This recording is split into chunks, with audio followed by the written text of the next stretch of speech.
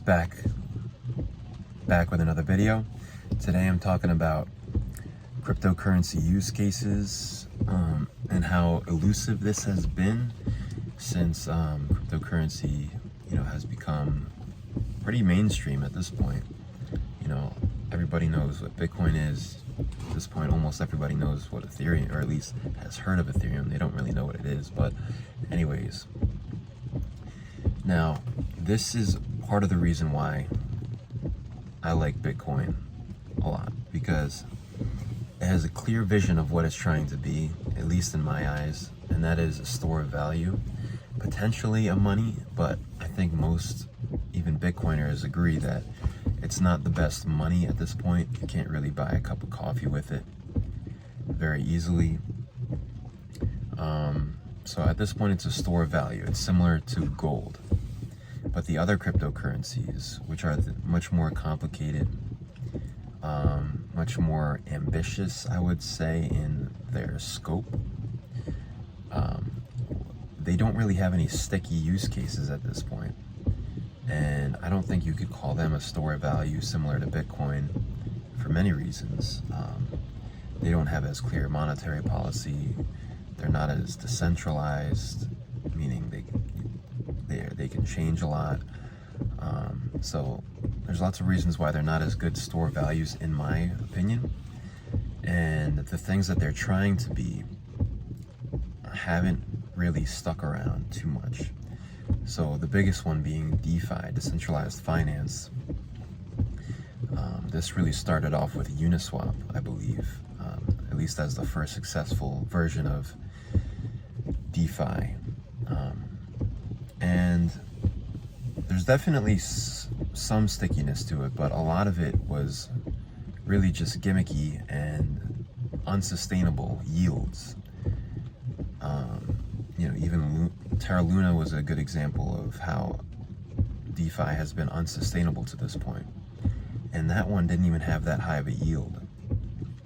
A lot of these are just new tokens trying to incentivize new users by having extremely high inflation rates to begin with and rewarding the users with inflation.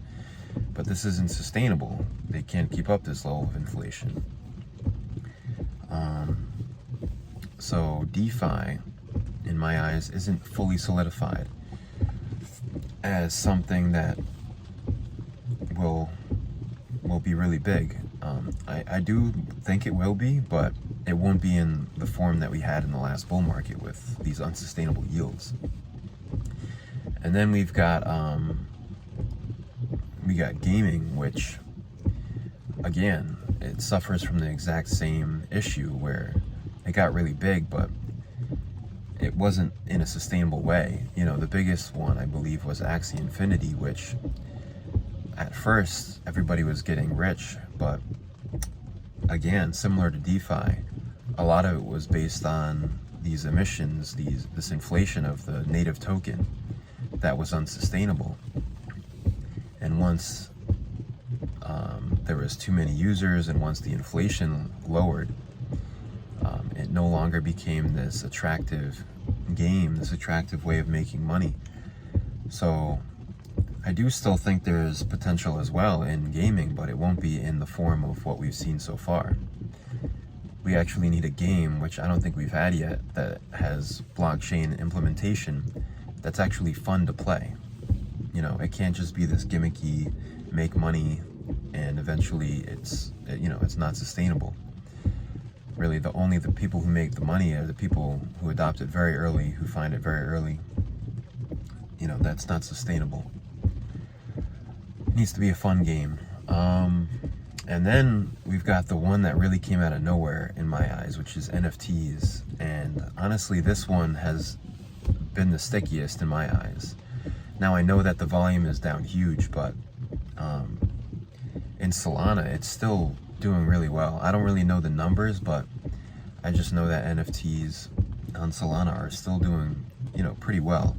I think Magic Eden has multiple times surpassed OpenSea in volumes, in daily volumes, so it's very interesting. And it also is interesting how it really wasn't a focus of the people behind Solana to try to bring NFTs to Solana, but it just happened to be that way, and the product market fit kind of found itself.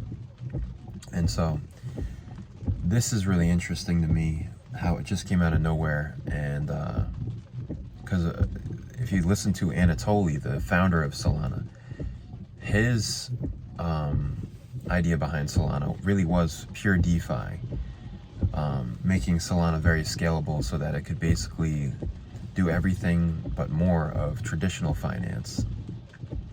You know, having all the benefits of blockchain, but still having all the benefits of traditional finance is basically what I gather Anatoly's vision of Solana was.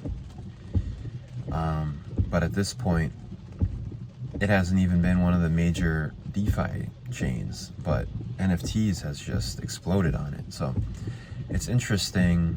It's going to be interesting to see how things evolve. And I just think people don't realize how speculative crypto still is, that we haven't really found a solid real world use case. Even NFTs is kind of, you know, it's still, in my eyes, most of it could be like the next Beanie Babies. It could totally just fade out. I think there will be some real world use cases for NFTs, but the majority of them right now are just these PFPs, which, you know, could totally be the next Beanie Babies that just fade out. So I just wanted to make this video basically summarizing how I think, you know, crypto is still very speculative in terms of its use cases.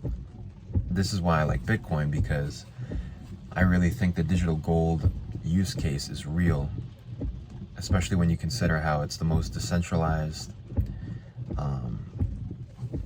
and therefore also the most permissionless, and therefore also the most safe from government intervention. Whereas all the other cryptos are still quite speculative in their real world use cases. So that's just food for thought. I'm still bullish on Ethereum, still bullish, very bullish on Solana when you consider that, you know, it's finding product market fit in markets that weren't even its original vision, mainly NFTs. And then it's also the most promising, one of the most promising at least, in terms of crypto gaming. And there's some interesting games being developed on it, mainly Star Atlas comes to mind, which I haven't kept up with. But anyways, that's it for the video. If you like the video, leave a like, subscribe. See you next video.